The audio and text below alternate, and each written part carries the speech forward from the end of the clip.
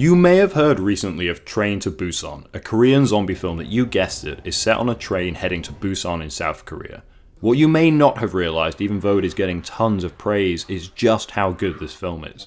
We have various pairs of characters on board a high-speed train that luckily sets off just as a zombie outbreak occurs. As the characters begin to work out what is happening, the outbreak is already ahead of them and they must learn to fight together if they are to survive and finally reach their destination. It's a pleasingly simple story, very effectively told. What it gets so right is the characters, along with the constant momentum. Sure, they are simple characters with simple wants and needs, but that's all you really need in this film. It gives you only ever just enough information whilst constantly upping the stakes. It's a perfect balance. Action, character, action, character. Each character is developed throughout the action.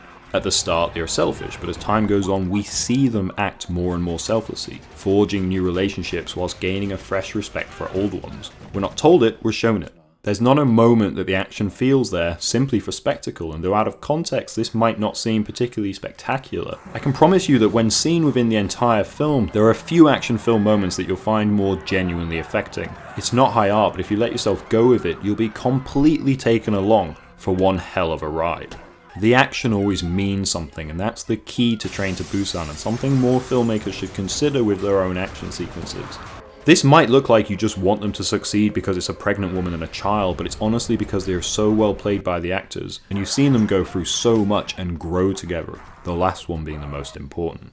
What really keeps you on your toes though is the knowledge that they are never truly safe. Even in the more relaxed moments, the film doesn't let up. You know that at any moment they could be attacked, and sometimes they are and sometimes they're not. You don't know when it's going to happen. Once you find out that the zombies can't see in the dark, they gain an advantage. But now you have a new problem. When do you know that you won't be caught in the light once the train leaves a tunnel, out in the open, ready to be eaten? Use the baggage shelves to pass over the zombies' heads, great, but how the hell do you silently get down if you're not fit and healthy?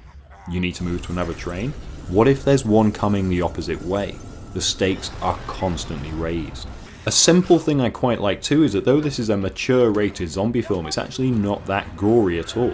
I'm not sure if that was a budget thing or they just simply didn't want to bother, but it works in the film. This isn't about effects or about splatter, but about tension and intensity. There is blood of course, don't worry, but if you want excessive gore, there are 1,000 other zombie flicks out there for that. If you want constant piano wire tension and driving intensity, you cannot go wrong with Train to Busan.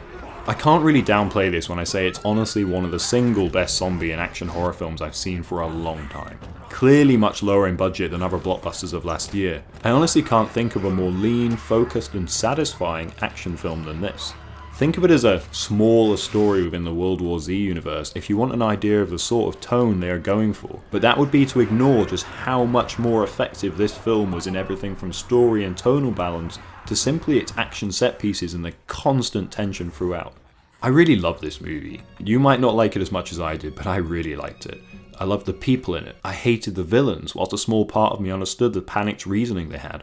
I was on the edge of my seat in a way I haven't been for years. It's hard not to generalise and say nobody quite does tension like the Koreans, but I can't help it. When I think of some of the tensest sequences of modern cinema, I think of Oldboy, I Saw the Devil, the entirety of Bedevilled, and so on. That shower scene reveal in Park Chan-wook's Stoker, so fucking good, and this is up there.